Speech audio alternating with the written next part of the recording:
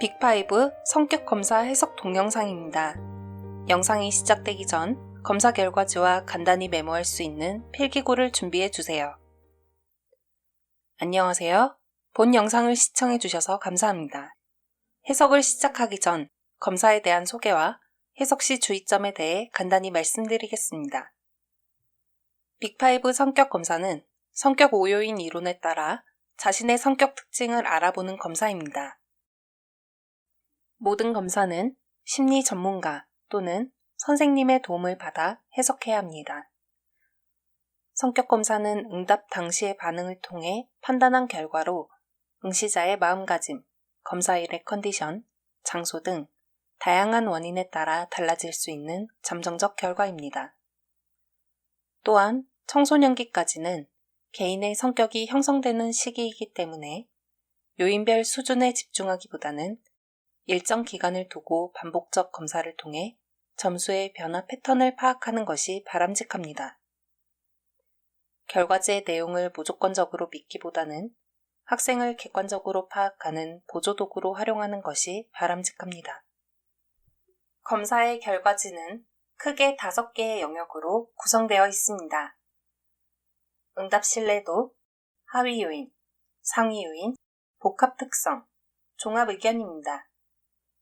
동영상은 응답 신뢰도, 성격의 정의, 요인별 특징, 복합 특성, 종합 의견의 순서로 진행됩니다. 검사 내용을 보기에 앞서 검사에서 사용되는 점수 체계에 대해 먼저 알아보겠습니다. 심리검사에서는 T점수, 100분위를 통해 검사의 결과를 이해할 수 있습니다. 화면의 그림처럼 결과지에는 각 요인에 해당되는 T점수와 100분위가 있으며 이를 토대로 학생의 성격 특징을 알 수 있습니다. 첫 번째는 여러분들이 많이 접하기 때문에 상대적으로 쉽게 이해할 수 있는 100분위입니다.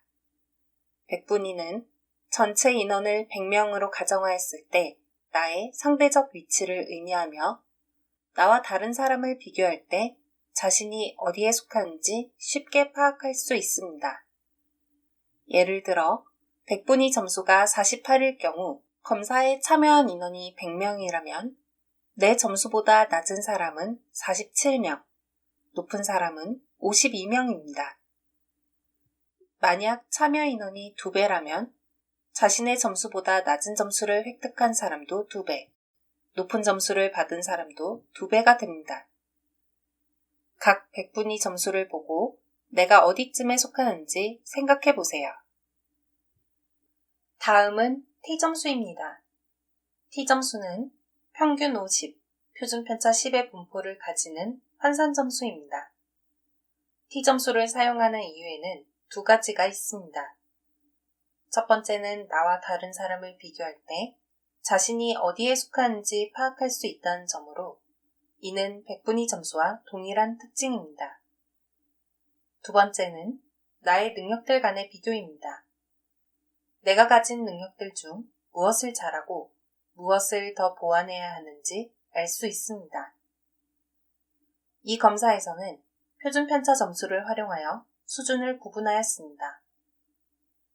평균 50점을 기준으로 45점 초과, 55점 이하는 보통, 35점 초과, 45점 이하는 낮음, 55점 초과, 65점 이하는 높음, 35점 이하는 매우 낮음, 65점 초과는 매우 높음의 수준입니다. 점수를 보고 자신의 수준을 확인하세요. 먼저 응답 신뢰도를 알아보겠습니다. 응답 신뢰도는 검사에 성실하게 응답하였는가를 확인할 수 있는 지표입니다.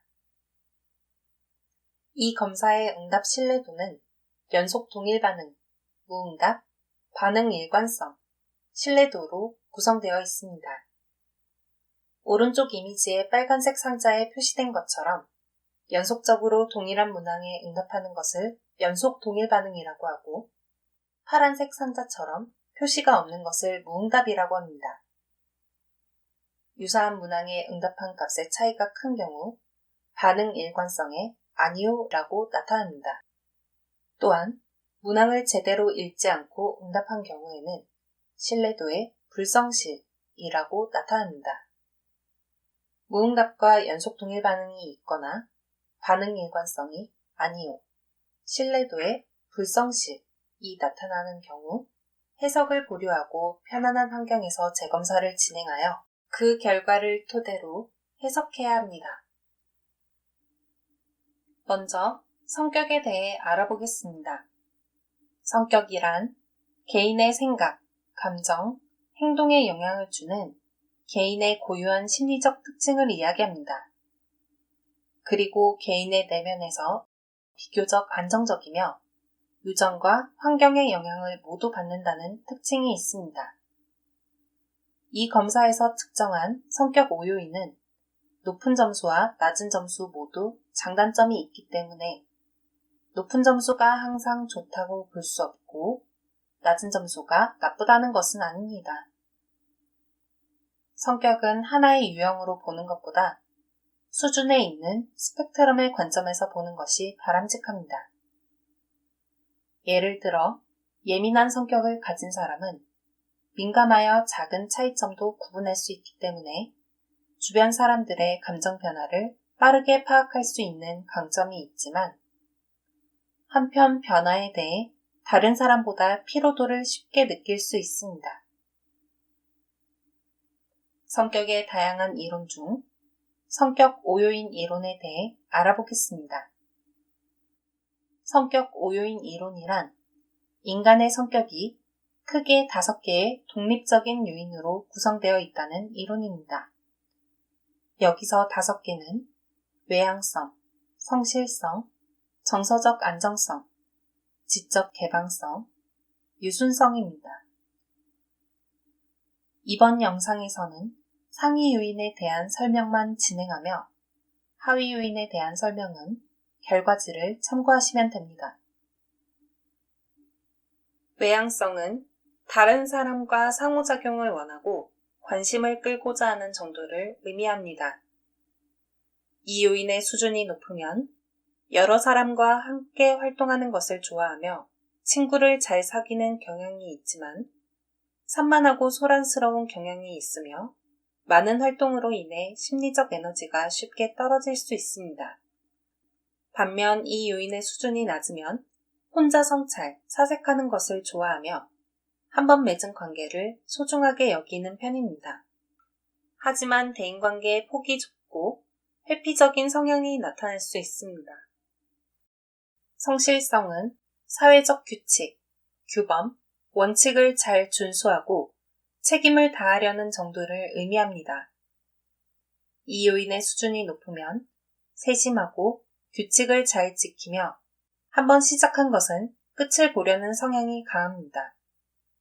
하지만 꼼꼼함, 강박적인 성향으로 인해 스트레스가 높아질 수 있습니다.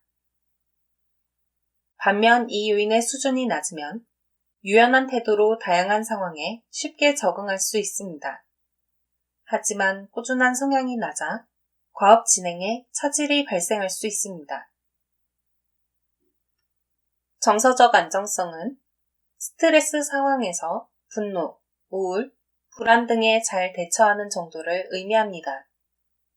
이 요인의 수준이 높으면 침착하고 안정적인 성향을 가지고 있으며 스트레스에 강하다고 볼 수 있습니다. 하지만 감정적인 변화가 없다는 말을 종종 들을 수 있습니다. 반면 이 요인의 수준이 낮으면 감수성이 높고 주변의 변화를 빠르게 알아챌 수 있습니다. 하지만 민감성으로 인해 심리적 에너지의 소진이 빠르게 나타날 수 있습니다. 지적 개방성은 지적 자극, 변화, 다양성을 추구하고 달성하고자 하는 정도를 의미합니다. 이 요인의 수준이 높으면 외부 환경에 관심이 많고 새로운 정보를 쉽게 받아들입니다. 하지만 너무 많은 관심 분야로 인해 깊이 있는 정보 처리가 불가능할 수 있습니다. 반면 이 요인의 수준이 낮으면 과거의 경험과 사고방식을 잘 활용하는 경향이 있습니다. 하지만 과거의 경험에 너무 몰입하여 새로운 관점을 못 볼 수 있습니다. 유순성은 다른 사람을 신뢰하고 존중하며 원만한 관계를 유지하는 정도를 의미합니다. 이 요인의 수준이 높으면 다른 사람과 잘 공감하고 주변과 원만한 관계를 가지고 있는 편입니다. 하지만 자신의 생각을 잘 표현하지 않고 수용적이기 때문에 주변 분위기에 휩쓸려 자신이 원하는 바를 잘 얻지 못할 수 있습니다. 반면 이 요인의 수준이 낮으면 실리적으로 판단하는 성향이 강하다고 볼 수 있습니다. 하지만 자기중심적인 성향으로 인해 대인관계에서 문제가 발생할 수 있습니다. 이제 성격 5요인에 포함되지는 않지만 학교 생활에 많은 영향을 주는 요인인 성격의 복합 특성입니다. 다양한 환경과 성격의 요인들은 인간의 행동에 영향을 줍니다.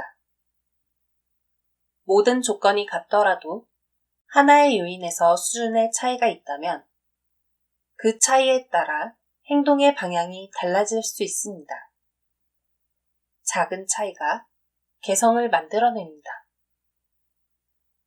예를 들어 정서적 안정성을 제외한 다른 기준이 동일한 학생들의 경우 정서적 안정성이 높다면 민감성이 낮아 학업에 잘 집중할 수 있습니다.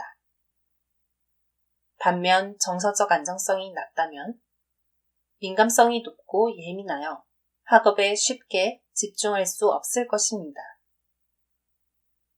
다음에 나오는 5가지 복합 특성은 성격 5요인의 하위 요인들의 상호작용을 통해 나타난 결과입니다. 이제 복합 특성에 대해 알아보겠습니다. 감정적 성숙은 자신과 다른 사람의 감정을 잘 이해하고 행동하는 정도를 의미합니다. 이 요인은 외향성, 성실성, 정서적 안정성, 유순성의 하위 요인을 통해 알 수 있습니다. 이 요인의 수준이 높으면 감정적으로 성숙하며 타인과의 관계가 원활하다고 할 수 있습니다. 반면 이 요인의 수준이 낮으면 자신의 감정 표현이 거칠며 다른 사람의 감정을 잘 읽지 못할 수 있습니다. 이 경우에는 자신을 객관적으로 보고 다른 사람의 관점에서 생각해 보려는 노력이 필요합니다. 학습 효율성은 공부할 때 상대적으로 효율적인지 보여주는 지표로서 체계적으로 공부하고 스트레스를 덜 받는지 알려줍니다. 이 요인은 성실성과 지적 개방성의 하위 요인을 통해 알 수 있습니다. 이 요인의 수준이 높으면 학습 목표를 체계적으로 세워 학습하며 집중력의 수준이 높다고 할 수 있습니다. 반면 이 요인의 수준이 낮으면 학습 환경에 대한 분석이 부족하고 스트레스를 많이 지각할 수 있습니다.